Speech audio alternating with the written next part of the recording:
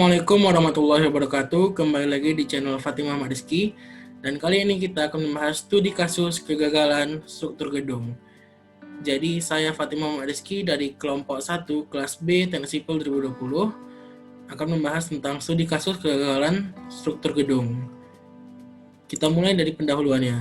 Pendahuluan.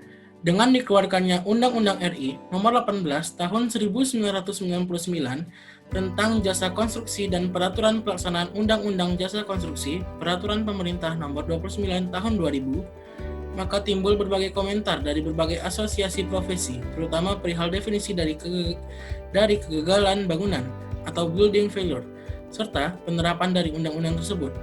Dampak ini melanda pengguna jasa konstruksi dan pihak asuransi, karena definisi yang ditentukan dalam undang-undang tersebut spektrumnya sangat luas sehingga sulit untuk diterapkan. Sejak tahun 2000 telah dilakukan pembahasan mengenai kegagalan bangunan, khususnya perihal definisinya dengan berbagai asosiasi profesi dan pihak berjasa asuransi dan HAKI, yaitu Himpunan Ahli Konstruksi Indonesia, berpartisipasi dalam aktivitas tersebut. Tetapi setelah berlangsung sekian lama, pembahasan tidak dapat menghasilkan sesuatu yang konkret karena pembahasan masih berputar di sekitar definisi kegagalan bangunan yang ternyata sangat kompleks dan tidak sederhana, seperti yang diungkapkan dalam undang-undang.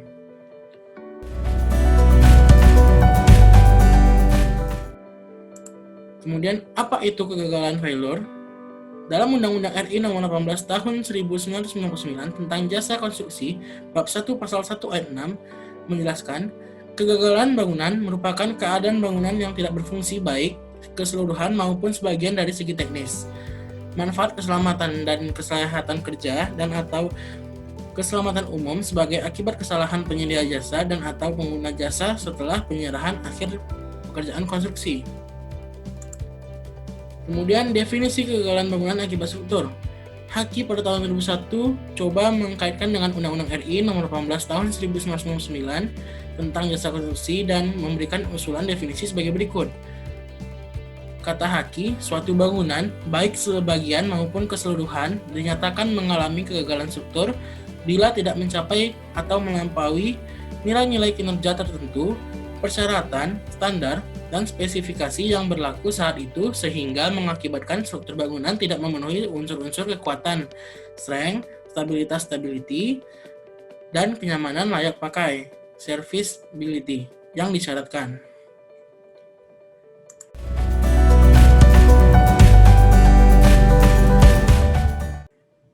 Kemudian penyebab kegagalan, jadi dari kegagalan bangunan ada beberapa faktor. Jadi kegagalan bangunan memiliki beberapa penyebab. Yang pertama adalah penyebab kegagalan perencanaan umumnya. Jadi perencanaan umumnya itu gagal disebabkan oleh yang pertama ada A, tidak mengikuti TOR. TOR ini adalah referensi, tidak mengikuti referensi yang telah disediakan. Kemudian B, terjadi penyimpangan dari prosedur baku, manual atau peraturan yang berlaku. Yang C, terjadi kesalahan dalam penulisan spesifikasi teknik. Yang D, kesalahan atau kurangnya profesional perencana dalam menafsirkan data perencanaan dan dalam menghitung kekuatan rencana suatu komponen konstruksi. Yang E, perencanaan dilakukan tanpa dukungan data penunjang perencanaan yang cukup dan akurat. Yang F, terjadi kesalahan dalam pengambilan asumsi besaran rencana, misalnya beban rencana dalam perencanaan. Yang G, terjadi kesalahan perhitungan aritmatik. Yang H, kesalahan gambar rencana. Kemudian ada penyebab kegagalan pengawas umumnya. Jadi kegagalan pengawas disebabkan oleh tidak melakukan prosedur pengawasan dengan benar, tidak mengikuti TOR seperti tadi, menyetujui proposal tahapan pembangunan yang tidak sesuai dengan spesifikasinya, menyetujui proposal tahapan pembangunan yang tidak didukung oleh metode konstruksi yang benar. Kemudian terakhir ada menyetujui gambar rencana kerja yang tidak didukung perhitungan teknis sehingga membuat kegagalan.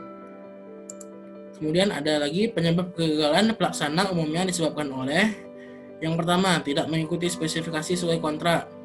Kedua, salah mengartikan spesifikasi. Kemudian tidak melaksanakan pengujian mutu dengan benar. Kemudian tidak menggunakan material yang benar, salah membuat metode kerja, salah membuat gambar kerja, kemudian ada pemalsuan data profesi, kemudian merekomendasikan penggunaan peralatan yang salah. Kemudian ada lagi penyebab kegagalan pembangunan, umumnya disebabkan oleh yang pertama, penggunaan bangunan yang melebihi kapasitas rencana. Kemudian penggunaan bangunan di luar dari peruntukan rencana. Kemudian ada lagi penggunaan bangunan yang tidak didukung dengan program pemeliharaan yang sudah ditetapkan. Kemudian penggunaan bangunan yang sudah habis umur rencananya. Jadi sudah lama rencananya baru dipakai, nggak bisa.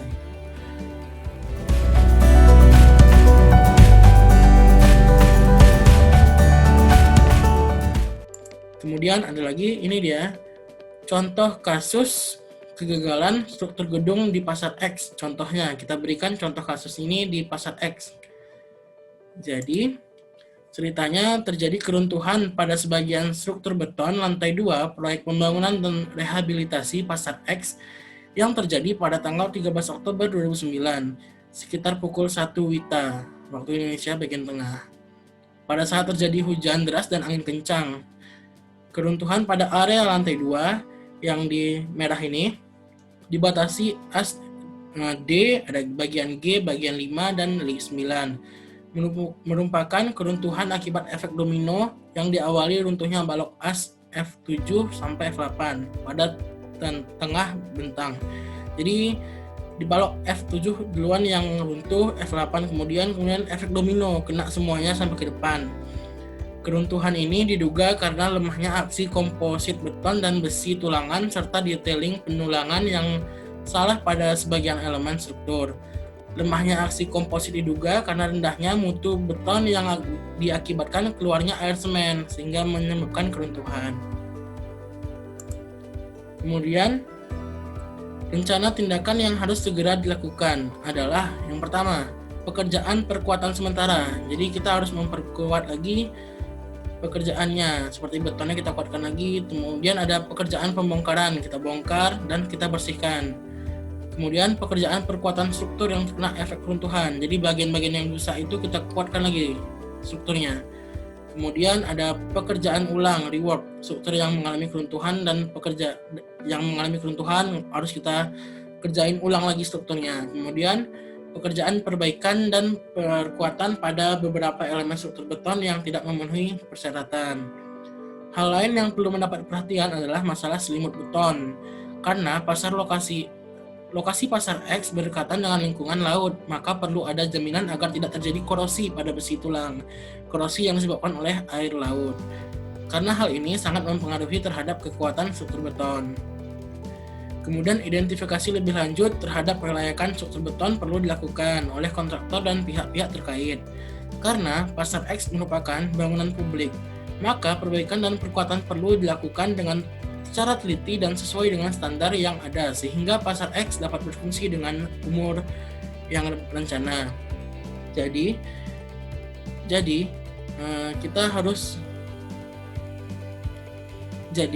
kontraktor dan pihak-pihak terkait itu harus mendesain ulang agar kuat, tidak tahan dengan korosi air laut, tidak akan terjadi keruntuhan lagi. Itu harus direncanakan dengan baik dan tertata, dan hitung-hitungannya juga harus betul.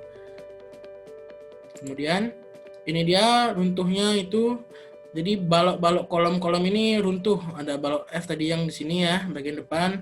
Kemudian ada balok-balok yang ini juga hancur, runtuh karena tidak kuat. Ini besi-besi tulangannya juga ada yang bengkok-bengkok, udah lemah strukturnya. Dan oke. Terima kasih telah menonton video ini sampai habis, dan jika ada komentar di bawah silahkan berikan komentar. Jangan lupa subscribe dan like video ini di YouTube Fatih Muhammad Rizky, kemudian follow Instagram Fatih di Fatih M Rizky. Terima kasih. Assalamualaikum warahmatullahi wabarakatuh.